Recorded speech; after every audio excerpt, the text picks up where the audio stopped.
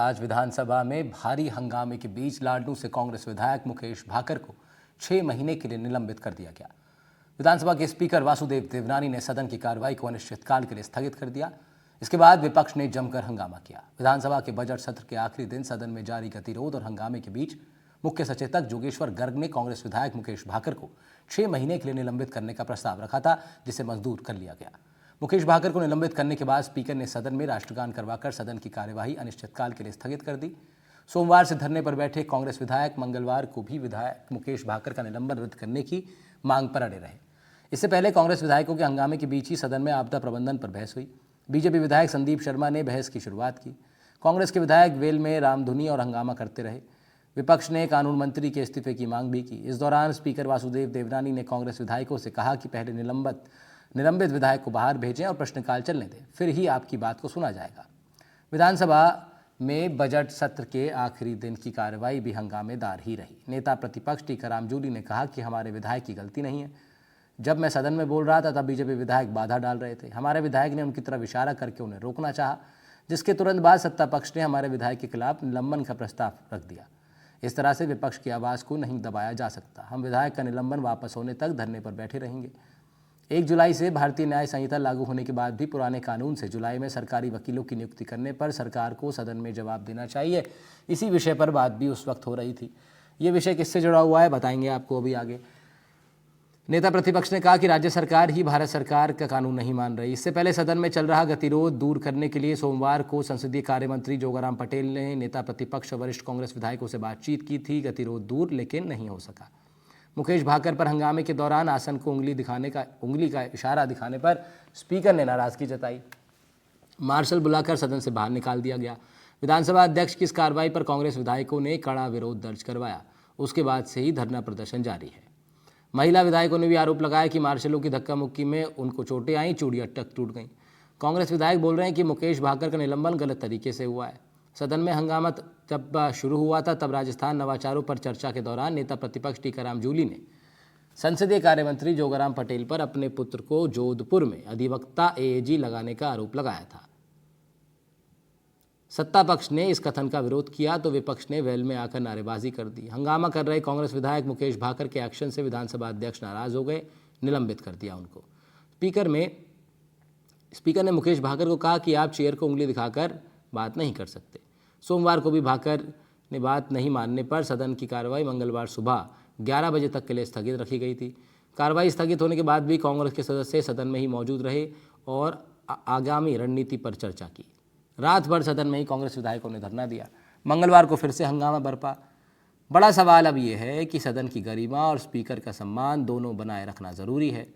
साथ ही ये भी ज़रूरी है कि विधानसभा सदन की कार्रवाई चलती रहे ताकि जनता के मुद्दों पर सदन में सकारात्मक चर्चा हो सके। लेकिन हंगामों के कारण जनता का बड़ा नुकसान हो रहा है। लाखों करोड़ों रुपये सरकारी जो सदन चलाने में लगते हैं वो सब खराब हो रहा है, नुकसान हो रहा है उसका। पक्ष विपक्ष की सियासत में आम जनता का और जनहित के मुद्दों का बड़ा नुकसान हो रहा है। ये गतिरोध क्यों है, कब तक चलेगा, इन तमाम विषयों पर आज बात करेंगे। कुछ खास मेहमान हमारे साथ जुड़ेंगे, लेकिन उससे पहले कुछ इस विषय से जुड़े कुछ नेताओं की बाइट आपको सुनवाते हैं। टीकाराम जूली हैं नेता प्रतिपक्ष, उन्होंने खुद मोर्चा संभाला हुआ इस विषय को लेकर के। क्या कुछ कहा उन्होंने आज, जरा वो सुनवाते हैं पहले आपको। जल्दी बढ़ते हो ताकि ऑक्सीजन की अधिकता वायुमंडल में हो जाए। लगातार हम देख रहे हैं पर्यावरण प्रदूषित हो रहा है। हमारे सदस्य का जो निलंबन किया है वही संविधान और विधानसभा के नियम प्रक्रिया से पूर्णतः विपरीत दिशा में किया गया है। ये बात मैं कहना चाहूँगा। विशेष रूप से मैं ये कहना चाहूँगा, सत्ता दोनों ही जो हमारे क्वेश्चन हैं उनका जवाब हमें आज तक नहीं मिला है। या तो ये बता दें कि संसदीय कार्य मंत्री के बेटे को डबल एजी नियुक्त नहीं किया।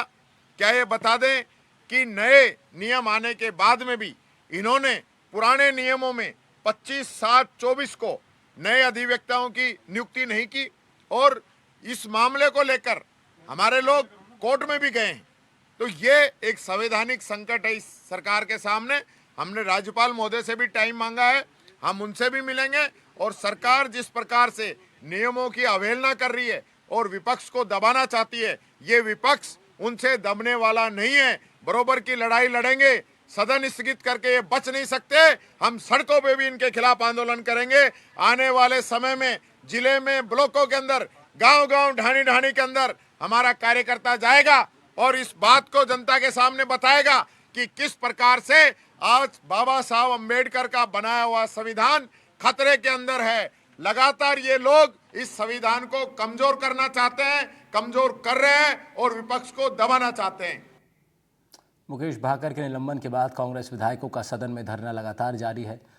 कांग्रेस विधायक अशोक चांदना के धरने के दौरान का एक वीडियो सामने आया जिसमें वो कथित तौर पर महिलाओं के लिए आपत्तिजनक शब्दों का इस्तेमाल कर रहे हैं। अब इस पर बवाल खड़ा हो गया। अशोक चांदना का बयान सामने आया कि बीजेपी ने तथ्यों को तोड़ मरोड़ कर पेश किया है, जिससे वीडियो को काट छाट कर बनाया गया। उनकी गलती का एहसास उनको ज़रूर कराऊंगा, ये भी अशोक चांदना ने कहा है। और क्या कुछ कहा अशोक चांदना ने अपनी सफाई में, सुनवाते हैं आपको। भारतीय जनता पार्टी के पास में कोई मुद्दा बचा नहीं है, इसलिए वो इस प्रकार के पहले का काट के, बाद का काट के, बीच का चला के, उसका अर्थ का अनर्थ करके चला रहे हैं और ये जनता के सामने आ चुका है। देखिए, ये तो निश्चित है कि मैं इसका जवाब नहीं देता, लेकिन मैंने जवाब दिया एक जिम्मेदार नागरिक होने के नाते। और दूसरी बात, जिन्होंने भी इसमें उत्तेजना दिखाई है और मेरी छवि को दुलमिल करने की कोशिश करी है, उनको मैं कहना चाहता हूं कि मेरे पिताजी एक बात कहते थे कि गुजर झगड़ा 3 पीढ़ी तक चलता है, 3 पीढ़ी 100 साल चलती है। तो अगर मेरी निजी छवि बिगाड़ने के लिए कुछ लोगों ने जल्दबाजी में इस काम को किया है और वीडियो को काट के एडिट करके, तो मैं चाहे 10 साल में, चाहे 20 साल में, चाहे 25 साल में उनकी गलती का उनको ऐसा जरूर कराऊंगा, ये मेरा आपसे वादा है। देखिए, जिस तरीके से हमारे साथी विधायक का निलंबन कल सदन से किया गया, बिल्कुल असंवैधानिक था और हमारे साथी विधायक ने कोई ऐसा काम नहीं किया जिसकी वजह से उनको निलंबित किया जाए, ना कोई इशारा किया। अब सदन में हमारी जो हितों की बात है, जनता की हितों की बात है, जनता की बातों को उठाना एक विधायक का दायित्व होता है, वही हमने किया। निश्चित रूप से मुझे लग रहा है कि आज से पहले कभी भी ऐसा सदन में नहीं हुआ होगा, कोई ऐसी बात नहीं। उसके बावजूद सरकार के दबाव में आकर के इस प्रकार का निर्णय लिया जाना, मुझे लग रहा है कि सभापति जी ने जो निर्णय लिया है वो बिल्कुल मैं कहूँगा कि गलत लिया है। तो तमाम विधायकों की बात आपने सुनी। टीकाराम जूली नेता प्रतिपक्ष हैं, उनको भी आपने सुना। जोगाराम पटेल ने भी इसको लेकर के अपना बाद में पक्ष रखा था। लेकिन हम चर्चा की अब शुरुआत करते हैं। हमारे साथ भारतीय जनता पार्टी की तरफ से भी गेस्ट जुड़ रहे हैं और साथ ही साथ वरिष्ठ पत्रकार भी हमारे साथ होंगे। कृष्ण कुमार जानू बीजेपी प्रवक्ता के नाते से जुड़ रहे हैं और दीप मुखर्जी वरिष्ठ पत्रकार के नाते से। सबसे पहले दीप जी का रुख करते हैं। दीप जी, ये इस वक्त जो सदन में चल रहा है उसके तमाम पहलू निकल करके आ रहे हैं। सवाल खड़ा हो रहा है, विपक्ष तो कह रहा है कि विपक्ष की आवाज़ को दबाने की कोशिश हो रही है, बाबा साहब अम्बेडकर के बनाए संविधान को दबाने की कोशिश हो रही है। दूसरा पक्ष सत्ताधारी पार्टी बीजेपी का है, वो लोग कह रहे हैं कि इस तरीके से विधानसभा अध्यक्ष की तरफ उंगली उठा करके जब बात की जाएगी तो फिर कार्रवाई होना तो स्वाभाविक है। इस तरह से अड़े रहना अपने एक ही विषय पर, उससे बड़ा नुकसान हो रहा है सदन का। आज बजट सत्र का आखिरी दिन था, वो भी हंगामे की भेंट चढ़ गया। किस तरीके से आप इस पूरे प्रकरण को देख रहे हैं दीप जी?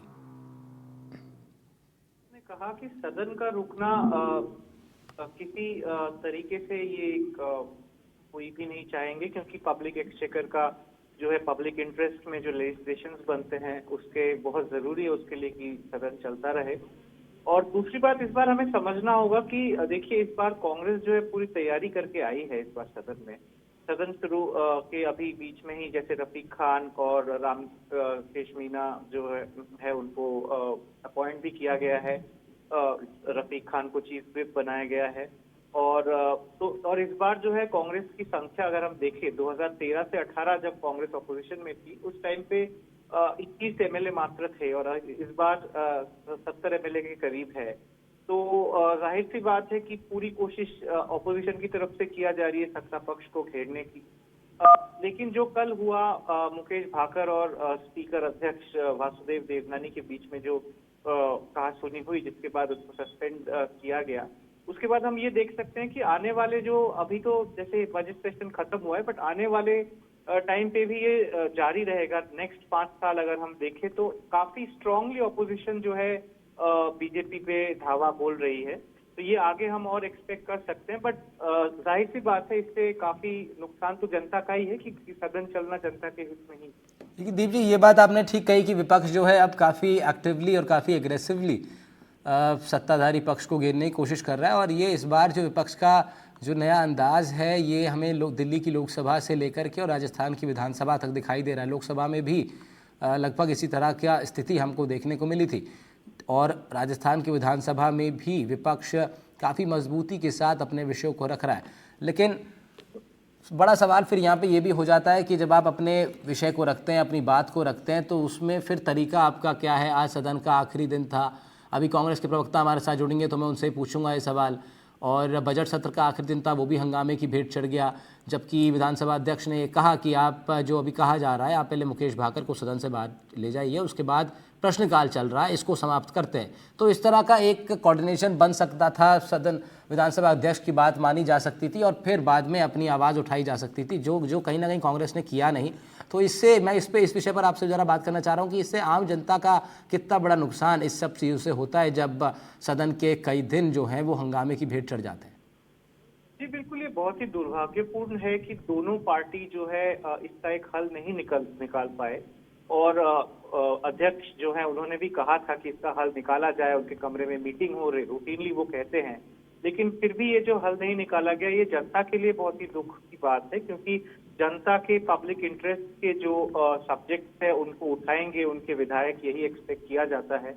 और इस टर्म में कांग्रेस भी एक तरह से इस पे अड़ गई कि जो है वो सदन चलने नहीं देंगे जब तक ये सस्पेंशन वाले मुद्दे पे एक सोल्यूशन हो जाए। और अध्यक्ष ने जो डिसीजन दिया उससे भी उन्होंने बैक ऑफ नहीं किया है। तो एक बहुत ही दुर्भाग्य की बात है। और लोकसभा चुनाव के बाद हम कह सकते हैं कि ऑपोजिशन का एक तरह से जोश ज्यादा बढ़ा है, खास करके राजस्थान में। इस बार कांग्रेस और ऑपोजिशन पार्टी जो उनके अलायंस में, उन्होंने खाता खोला है, जो 2014 और 2019 में जो नहीं हुआ था। तो बट इसका सीधा जो प्रभाव सदन के ऊपर पड़ रहा है, इसमें ओवरऑल पब्लिक का नुकसान ही हो रहा है, क्योंकि सदन चलना पब्लिक के इंटरेस्ट में ही है, क्योंकि उन्हीं के जनहित के मुद्दों पे डिस्कशन होना चाहिए। ठीक है, हमारे साथ राजकुमार मीणा भी जुड़ गए कांग्रेस के प्रवक्ता के नाते से। मीणा जी, स्वागत है आपका इस चर्चा में। कृष्ण कुमार जानू बीजेपी प्रवक्ता के नाते से हमारे साथ इस चर्चा में, और दीप मुखर्जी वरिष्ठ पत्रकार के नाते से। सबसे पहले कृष्ण कुमार जानू साहब, मैं अब आपके पास आ रहा हूँ। जरा सवाल तो वैसे बनता है इस वक्त राजकुमार मीणा साहब से, लेकिन पहले जरा बीजेपी से सवाल ले लेते हैं कि आपके ऊपर विपक्ष ने जो आरोप लगाया कि आप विपक्ष की आवाज़ को दबाने की कोशिश कर रहे हैं, संविधान को दबाने की कोशिश कर रहे हैं, और कोई भी जब आपके सवालों के जवाब के तौर पे जब अपनी आवाज़ बुलंद करता है तो फिर आप उसकी आवाज़ को इस तरह से दबाते हैं।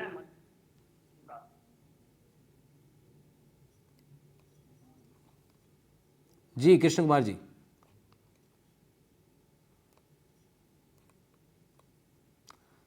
कृष्ण कुमार जी से संपर्क बनते बनते जरा टूट जा रहा है, और ऐसा ही कुछ नज़ारा विधानसभा में भी देखा गया है राजकुमार जी, की संपर्क करने का प्रयास जो है बीजेपी ने आपके साथ किया। जोगाराम पटेल साहब आए थे आप लोगों के पास, लेकिन आप लोगों ने माने नहीं, समझौता कुछ हो नहीं पाया, और सदन का आज बजट सत्र का आखिरी दिन हंगामे की भेंट चढ़ गया। क्या कहना है आपका? अनम्यूट कर लीजिएगा राजकुमार। करवाना ये बीजेपी के हाथ का रहा है। जी आवाज आ रही है ना मेरी? जी आ रही है, बताइए। जी, और भारतीय जनता पार्टी का ये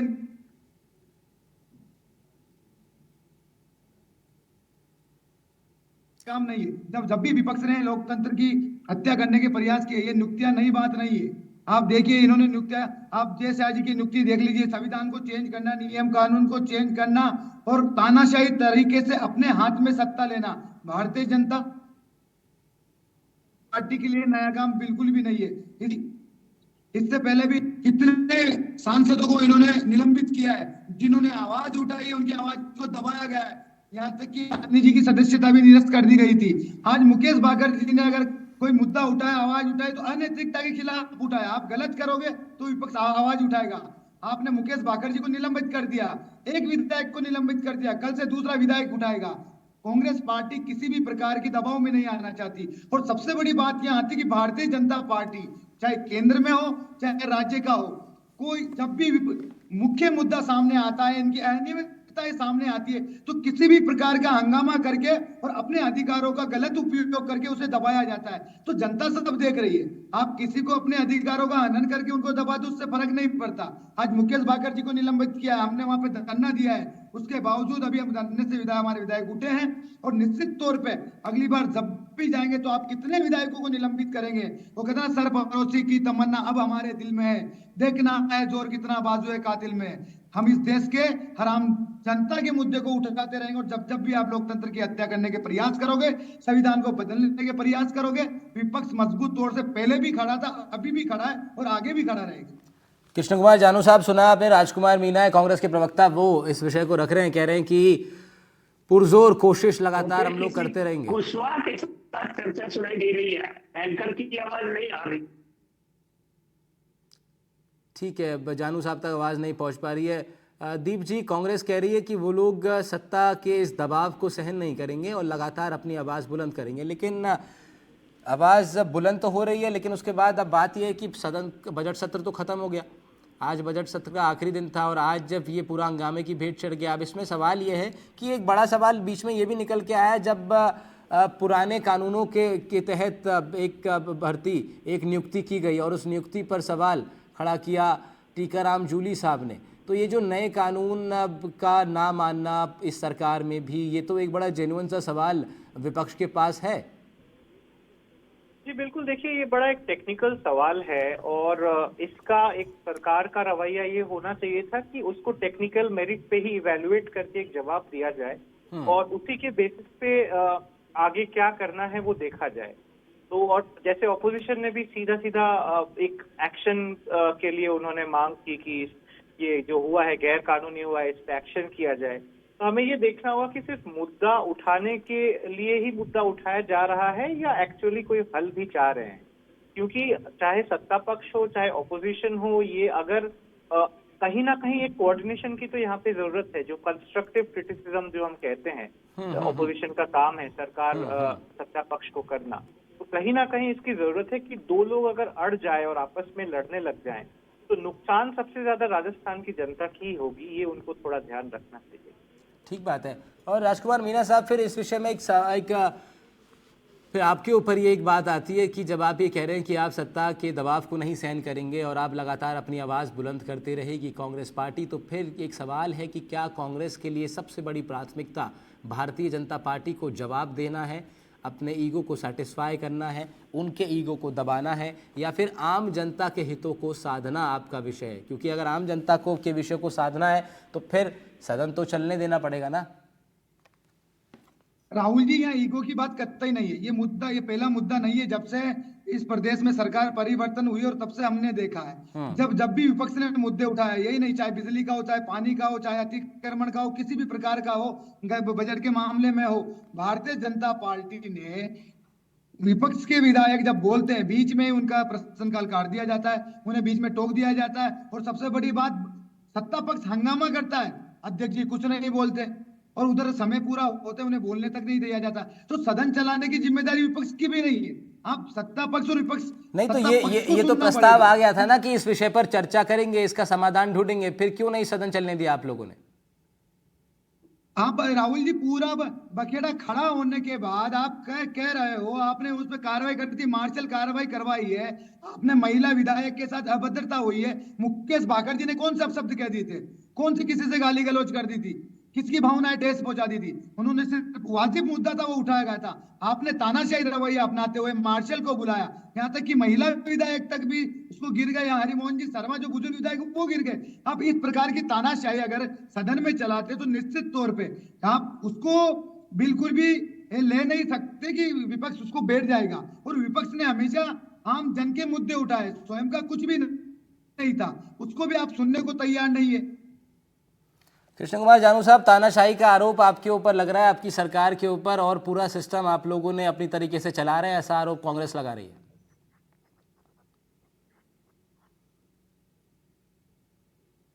कृष्ण कुमार साहब,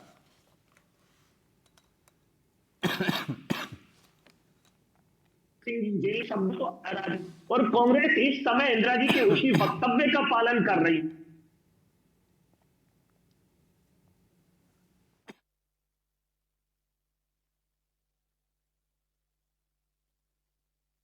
रहता है, लाइव आता है, कितने घंटे सदन चला और आपके नेता कितने घंटे बोले हैं, कहां भाग रहे हो आप? जिस प्रकार की दादागिरी और जिस प्रकार की अराजकता आप कर रहे हैं और आप कह रहे हैं कि मार्शल आ गए थे, को बुलाना ही क्यों पड़ा? ये परिस्थिति ही क्यों पैदा हुई? आपने लोकतांत्रिक प्रक्रियाओं और परंपराओं को तार-तार करने का एक प्रकार से ठेका लिया हुआ है, ऊपर से लेकर नीचे केवल और केवल अराजकता के आचरण पर आमादा है। सदन चलाने की जिम्मेदारी जितनी सत्ता पक्ष की है,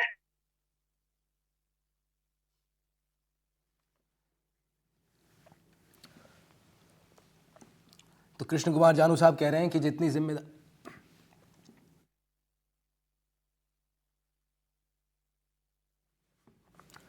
तो बीजेपी कह रही है राजकुमार साहब की जितनी जिम्मेदारी सत्ता पक्ष की है सदन चलाने की, उतनी जिम्मेदारी विपक्ष की भी होती है। आपको लगता है कि विपक्ष ने अपनी ये जिम्मेदारी निभाई है? जी बिल्कुल, विपक्ष ने हमेशा, आप देखिए, ये मैं अभी मैंने पहले भी यही बात दोहराई थी, आप इसी मुद्दे को मत देखिए। जब से सदन चला है, जितने भी सत्र चले हैं, विपक्ष ने बेखूबी अपनी जिम्मेदारी निभाई है। विपक्ष ने उठाए क्या थे? पानी के मुद्दे, आमजन के मुद्दे। आपने राजस्थान में चिकित्सा सुविधा प्रभावित कर दी, उसके मुद्दे उठाए। आपने योजनाएं बंद कर दी, उसके मुद्दे उठाए। लेकिन आप सीधे तौर पे जनता को जवाब देना ही नहीं चाहते। आपने जितने भी कर्मकांड किए, उसका परिणाम लोकसभा में जनता ने आपको दिया। आप इतने बैकफुट पे हो, तो आप सत्ता पक्ष में आप तो सीधे तौर पे जवाब दीजिए ना। विपक्ष को हंगामा आप खड़ा करने पे मजबूर कर रहे हो। राजकुमार जी, फिर सवाल यही है कि जवाब कहाँ देंगे? सत्ता पक्ष के लोग भी अपनी बात कहाँ रखेंगे? आप भी अपनी बात कहाँ रखेंगे? बात रखने के लिए जो प्लेटफॉर्म है वो तो सदन है ना, सदन को चलने देना पड़ेगा, आपसी समझौते से चलना देना पड़ेगा ना, तभी तो आप अपनी बात रख पाएंगे। राहुल जी, बिल्कुल, सदन ही एक ऐसा प्लेटफॉर्म है कि कांग्रेस बीजेपी ने इस प्रदेश की हर आम जनता के मुद्दे रखने का पटल वही है, लेकिन उस पटल को निरपेक्ष रूप से चलाने की जिम्मेदारी अध्यक्ष जी की होती है। कहीं ना कहीं हमने पिछले समय देखा है किस प्रकार की सदन में हुई है। ठीक है, कांग्रेस ने जब भी किसी भी व्यक्ति ने के द्वारा कोई गलती की हो, तो विपक्ष के नेता ने सबके सामने माफी मांगी, उसने भी माफी मांगी है। लेकिन जिम्मेदारी सत्ता पक्ष ने जब भी किसी व्यक्तित्व की या किसी मुद्दे की बात की जवाब देने की वजह आई, तो वो बात ले जाते हैं नेशनल लेवल पे, नरेंद्र मोदी पे बात पहुंच जाती है, हिंदू धर्म करने लग जाते हैं, गाय भैंस करने लग जाते हैं। आज भी एक भी विपक्ष ने एक भी सवाल का सीधे तौर पर जवाब नहीं दिया है। नहीं तो आगे अब क्या तैयारी है कांग्रेस पार्टी की, राजकुमार? राहुल जी, सीधा सा यह है कि आपको सदन निरपेक्ष रूप से चलाना ही पड़ेगा। आप हमें विपक्ष को दबाकर, विपक्ष के एमएलए को निलंबित कर अगर तानाशाही रवैया अपनाते हैं, तो निश्चित तौर पे कांग्रेस पार्टी पहले भी गोरों से लड़ी है, अब भी चोरों से लड़ने के लिए तैयार है। नहीं तो राजकुमार जी, टीकाराम जूली साहब कह रहे हैं कि अब सदन की कार्रवाई तो चलो, बजट सत्र भले ही खत्म हो गया, और लेकिन सड़क तक कांग्रेस पार्टी ये लड़ाई लड़ेगी, और मुकेश भाकर साहब को 6 महीने के लिए निलंबित कर दिया गया है। तो क्या कुछ योजना अब तक आपके पास पहुंची, आपके नेतृत्व की तरफ से, आपके कार्यालयों पर, कार्यकर्ताओं के बीच कोई ऐसी योजना पहुंची है कि आगे कहां कहां पर प्रदर्शन आप लोग करने वाले हैं? किस तरीके से इस बात को आगे बढ़ाएंगे? राहुल जी, हर जिला मुख्यालय पर यह प्रदर्शन होने वाला है, धरना होने वाला है। चाहे आपका सदन की कार्यवाही समाप्त हो चुकी है, लेकिन इस प्रदेश की सड़कें अभी बाकी है। अनीति के खिलाफ कांग्रेस ने पहले भी आवाज उठाई, मजबूत विपक्ष की तरह आगे भी उठाई। ठीक है, कृष्ण कुमार जानू साहब भी हमारे साथ बने हुए हैं लगातार, हालांकि संपर्क उनसे टूट रहा था। कृष्ण कुमार जी, आवाज आ रही है आप तक? राहुल जी, बिल्कुल आ रही है। राहुल जी, सदन के प्लेटफॉर्म का अपने सदन की राजनीति के लिए कांग्रेस उपयोग करना चाहती है, करे बखूबी, उसे एक छूट है, लेकिन सदन की गरिमा बनाए रखना। क्या मुकेश भाकर के आचरण को और उस वीडियो को यहाँ राजकुमार जी सही ठहरा रहे हैं? राहुल जी, क्या वहां पर शांति धारीवाल जी ने जो वक्तव्य दिए थे उसे सही ठहरा रहे हैं राहुल जी, राजकुमार जी? कुल मिलाकर के कांग्रेस कुछ भी बोलेगी और तो सदन सुनेगा, ये तो नहीं चलेगा। राजकुमार जी, कहीं ना कहीं सत्ता का यह भी आरोप है कि विपक्ष के विधायक स्वतंत्रता के नाम पे, लोकतंत्र के नाम पे अभद्रता पर उतर जाते हैं। विधानसभा अध्यक्ष पर उंगली दिखा करके बात की जाती है, सदन की गरिमा के साथ खिलवाड़ होता है। ये आरोप जब आपके ऊपर लगता है, तो फिर इसको कैसे टैकल करेंगे आप? जी बिल्कुल, शांति धारीवाल जी ने जो किया था, पूरी कांग्रेस ने खड़ी होकर माफी मांगी। शांति धारीवाल जी ने भी सदन में माफी मांगी है कि मुझसे गलती हुई है, मेरी जीबान फिसली है। हम उस तरीके के नहीं है कि हम गलती करते हैं और उसको छुपाने के लिए तानाशाही रवैया अपनाएं। आप बताइए, शांति धारीवाल जी ने पूरे सदन में माफी मांगी नहीं मांगी? स्पीकर राम जूली जी ने पूरे सदन में माफी मांगी नहीं मांगी? अगर उनकी स्लिप ऑफ टंग हुआ है तो निश्चित तौर पे उन्होंने माफी मांगी, लेकिन आपकी की तरह नहीं है कि विपक्ष को या आमजन के मुद्दे उठा रहे, उसको दबाने के लिए आप तानाशाही रवैया अपना रहे हो। क्यों नहीं जवाब दे पाते आप उन सवालों का? क्यों पहुंच जाते हो नेशनल लेवल पे, नरेंद्र मोदी पे, हिंदू मुसलमानों पे? रोका गया हो। ये आपकी जिम्मेदारी, आप सत्ता पक्ष में बैठे हो, आपको जवाब देना पड़ेगा। और ये राहुल जी का ये कोई राजस्थान का ही मामला नहीं है। पिछली बार आपने देखा केंद्र में क्या क्या लोकसभा अध्यक्ष ने अपने अधिकारों का दुरुपयोग करते हुए किया था, कितने सांसदों को निलंबित किया था, कितने सांसदों की सदस्यता छीन ली थी, लेकिन हाई कोर्ट ने इनके मुंह पे तमाचा मारा था, फिर से इनको वो सदस्यता वापस लौटानी पड़ी थी। तो भारतीय जनता पार्टी सत्ता पाने के लिए, अपने प्रभाव के लिए जो तानाशाही रवैया अपनाती है, वो इस देश की जनता से छुपा हुआ नहीं है। ठीक है, बहुत और ये बहुत सारी निश्चित तौर बातें। पर, चाहे आप सदन में बोलने नहीं देखो तो सड़कों पर कांग्रेस तैयार है इसके लिए। ठीक है, कांग्रेस पार्टी एक तरफ तैयार बता रही है अपने आप को सत्ता से संघर्ष करने के लिए, और भारतीय जनता पार्टी का भी आरोप है कि वो लोग कोशिश कर रहे हैं अपनी तरफ से, लेकिन विपक्ष जो है उसका व्यवहार ठीक नहीं है, अनुकूल नहीं है, सदन की गरिमा के खिलाफ है। तो दोनों ही तरफ से आरोप प्रत्यारोपों का सिलसिला जारी है। एक वाइंड अप कमेंट दीप मुखर्जी साहब से ले लेते हैं, पत्रकार हैं आप। दीप जी, ऐसा कोई नया नहीं है, कोई हैरानी वाला ये विषय नहीं है कि हंगामा होना या फिर दोनों ही तरफ से आरोप प्रत्यारोप लगना, ये हमने कई बार देखा है और हर सत्र में ये होता है, हर सत्र में होता है, हर राज्य की विधानसभा में होता है, देश की लोकसभा में भी ये होता है। लेकिन यही बड़ी समस्या है कि इतने सालों से ये चीज़ें हो रही हैं, उसके बावजूद भी इसमें मूल सुधार नहीं आ पाता, वो आपसी सहमति नहीं बन पाती जो सदन को चलने में मदद करे। तो ये एक देखिए, आपसी सहमति बनाना बहुत ज़रूरी हो जाता है, तभी सदन चल पाएगा। आरोप प्रत्यारोपों का सिलसिला तो जारी रहेगा, लेकिन आम जनता के मुद्दे सदन में ज़रूर उठते रहने चाहिए। फिलहाल आप सभी लोग का मैं बहुत बहुत शुक्रिया अदा कर रहा हूँ, आप लोग इस चर्चा से जुड़े। दीप जी बहुत शुक्रिया, जानू साहब शुक्रिया आपका, मीना साहब आपका भी बहुत बहुत शुक्रिया। आज के मुद्दे में इतना ही, नमस्कार।